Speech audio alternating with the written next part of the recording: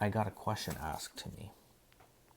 What's your take on working with others who are clearly not interested in what they are doing and don't put any effort into helping the team? Nobody is perfect, of course. However, I'm sure everyone has worked with a few people who will leave things a mess behind them or knowingly make others people's job more difficult. That's relatable for sure. That's really, I think everyone can relate to that. So, my take on it is, look, from my experience, there's not much you can do about this, right? Because it can go one of three ways. This person eventually gets, if he's not showing interest, right? I immediately think, oh, he's not going to last long. But you don't know that, right? He could quit, he could not. If he doesn't put any effort and the chef feels he's not carrying his weight, he could fire him or he could not. Third option, which I think is what I'm going to go with, is that he's one of those people that's just been there forever. You don't understand why they're still employed, but they just aren't, and that's just the way it is. And I'm going to assume that you don't really want to quit your job where you're at, right? I don't like this person, but this person's terrible, but I don't want to quit. It's not enough to make me quit, you know. So you're stuck there, right? You go there and you have to be with this person. So you know what? You can't change that. But you know what you can't change? What I changed was just my attitude about it. That's it. You know, I'm I'm trying to be a leader at work. I don't want to be a boss. I want to be a leader. I want to help. I want to push people ahead. I want to make their job easy. You know, and I kind of felt that, okay, that part that's getting to me, that part with having to deal with people like that, because it affects me. It's just bothers me because that's not what I would do, right? And that meant I didn't know what to do with that, right? So you know what I did? I just decided, you know what? I'm gonna fucking take action. The things he doesn't want to do, I'm gonna fucking do them. I'm not gonna complain about it because complaining to me just wastes time, right? I need to be problem solution. Problem solution. It's not problem complain dwell solution. It's problem solution. That's it. You know? I need to quit doing this fucking self-imposed fucking negativity and just like torturing myself, which is not helping me, and get in the right mindset. And I need to work out that muscle until it becomes strong. Just the way I'm, working with my speed, my memory, all those things, that's how it starts. That's also how you change this negative ass kitchen culture we talk about so much, this asshole chef type people. That's a perfect example of someone who doesn't have control of their emotions and frankly is not professional. And being professional includes, keeping your emotions in check. If you're going to act differently when the owner's around than when he's not, there's your answer right there if you need to adjust that. Okay? I stopped talking about him negatively. I stopped talking shit about him because I just felt like, you know what? I am a lead. I want to be a leader and I'm not doing anything for the team. I care about the team. And he's part of the team. I'm not going to talk shit about my teammate. I'm going to take accountability for the things that he is not doing. You know what?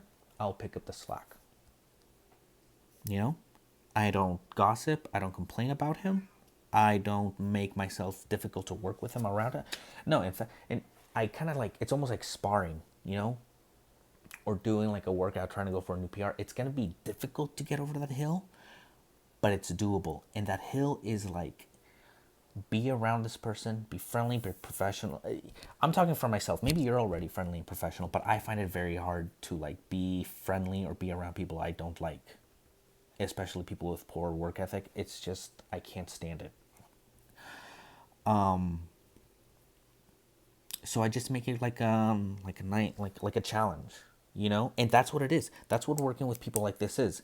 It's a challenge and it's an opportunity for you to hone in on that mental muscle of being a leader. And what's being a leader? It's doing more for other people. And sometimes doing more means doing more for ungrateful people, selfish people, right? You have to work with them. And your goal your mindset, right? You're a team player, right? Is your mindset is the team and getting through service together as a team. We cross that finish line together, right? So you're not going to dwell anymore on what this guy's not doing. No, no, no. You're in it for the team, right? So I'm in it for the team. So that's what I did. You know, I began to outperform them professionally, just, hey, simply being the team, and I'm going to be the example. And then socially, I made sure that coming into work, I say hello to everybody by name. Everyone I interact with, I say by name. In fact, I just call everyone by their name. You know, I never leave the line when I never leave the line without asking if any of the other cooks needs anything. So, what's my goal? I want to be a chef. I want to be a good leader above all else. Above being a sous, I just want to be a good leader. I want to be able to go into a kitchen and really, what's the most that I can do for other people? Okay. So, first thing I need to start doing is I need I need to stop talking shit about this guy, right? Because I'm equally as guilty in making this negative energy build up into myself, right? Or just letting him annoy me. You know what? I'm not going to talk about him. If my coworkers want to, that's fine. I'll listen, I'll be there, but I'm not going to contribute to it. I'm not going to add any more wood to this fire. If there's one person that's going to be throwing out negativity or leading it, it's going to be him, right? I want to be a leader, so you know what? I took ownership, accountability, and I used initiative to start. What is he slacking on? He's still my teammate, okay? He's still my teammate. And I don't know if he's just being lazy, if he's going through things. I don't know. So I don't want to, I'm not going to make assumptions. He's my teammate. Therefore, if he's not pulling his weight, I'm going to pick up the slack. Because that's the higher up you go, that's really what you're doing.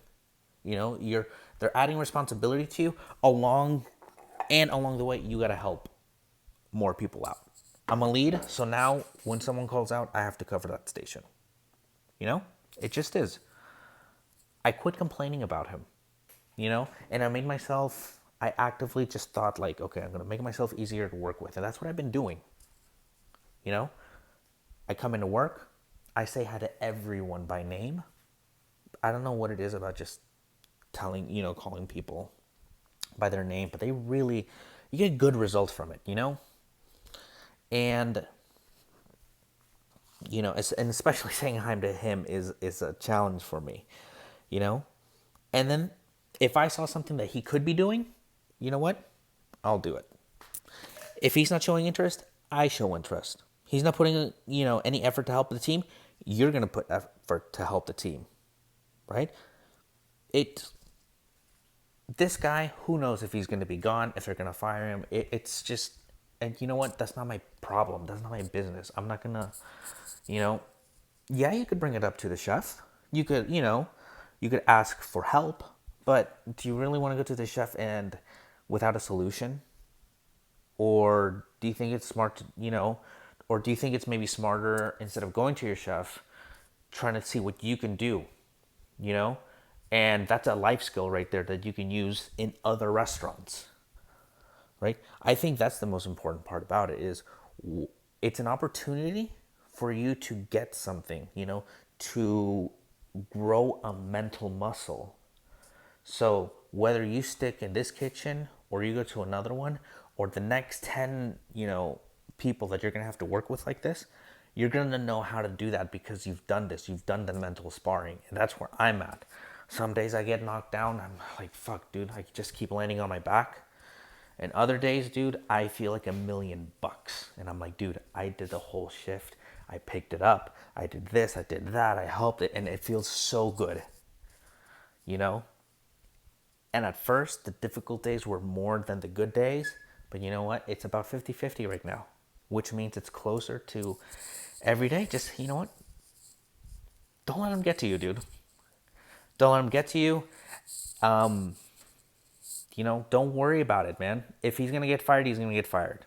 He might end up quitting, or, he's just there for the long run, dude. If you do decide to go to your chef, try to make it sound more like you need help. First, take accountability for yourself. Take advantage of it. Please, this is a great opportunity for growth. Don't waste it. Don't waste it. You know, you grow when things get hard, okay? This is good adversity, okay? Take advantage of it. Okay? Don't squander it off, because when he's gone, when you're gone, when it's over, you're going to look back and be like, "Dude, I could have used that as a opportunity to grow and learn, you know?" Do it. He's going to be constant, right?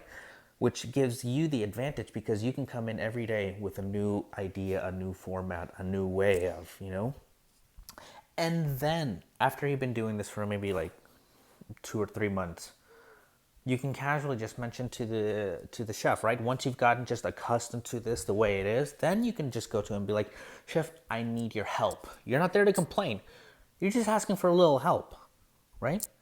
And then you don't use "he's being lazy, he's being an asshole." Don't You're not trying to worsen the situation. You just spent the last few weeks, months, bettering yourself, getting the right focus. Don't throw it away with comments like that, dude.